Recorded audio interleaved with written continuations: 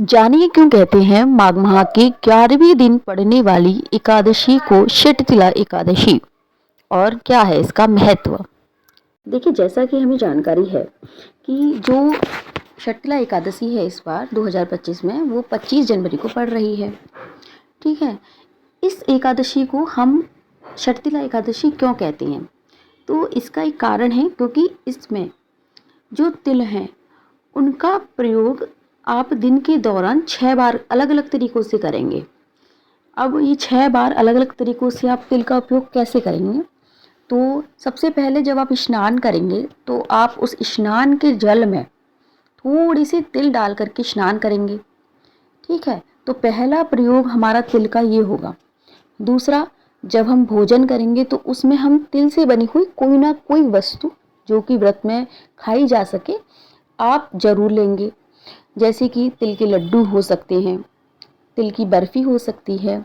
कोशिश करें कि बाज़ार की बनी हुई ना हो क्योंकि उसमें मिलावट आती है, तो आप घर में अगर बना सकते हैं तो ये बहुत अच्छी बात है। अन्यथा आप इतनी अगर नहीं बना सकते, इतना नहीं कर सकते हैं तो आप बाज़ार का ले सकते हैं, कोई पाबंदी भी नहीं है। इसके अलावा देखिए, आप उस दिन तिल का दान अवश्य करें।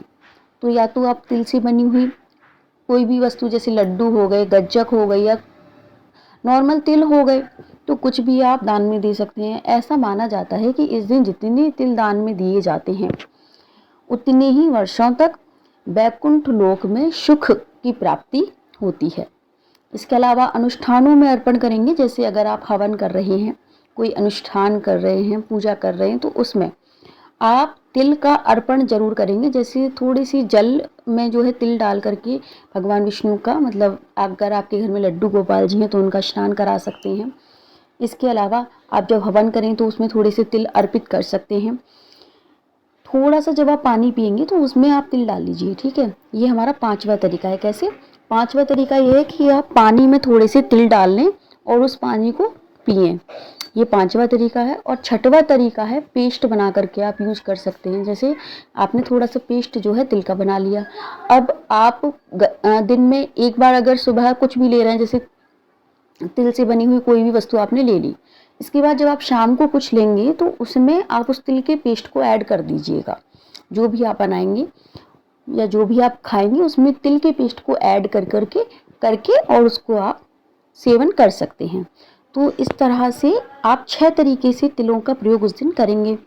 ठीक है, अब ऐसा करने से होता क्या है, तो ऐसा करने से जो भी आपके नकारात्मक कर्म होते हैं या नकारात्मक ऊर्जा होती है वो साफ होती है, शुद्ध होती है और आपके अंदर एक दिव्यता आती है। तो उस दिन तिल का जो प्रयोग है वो आपको ज़्यादा से ज़्यादा करना है।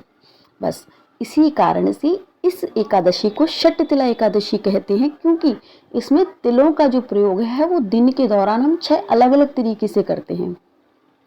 तो बस यही जानकारी मुझे आप सबको देनी थी। अगर आपको मेरी ये जानकारी अच्छी लगती है तो आप मेरी इस वीडियो को लाइक करें, कमेंट करें। अगर आपको पसंद आई है तो आप बोल सकते हैं जय श्री कृष्णा, जय श्री राधा लिख सकते हैं कमेंट बॉक्स में। इसके अलावा आप इसको ज़्यादा से ज़्यादा उन लोगों को शेयर करें जो कि एकादशी का व्रत करते हैं, भगवान विष्णु को मानते हैं। जय श्री कृष्णा, राधे राधे।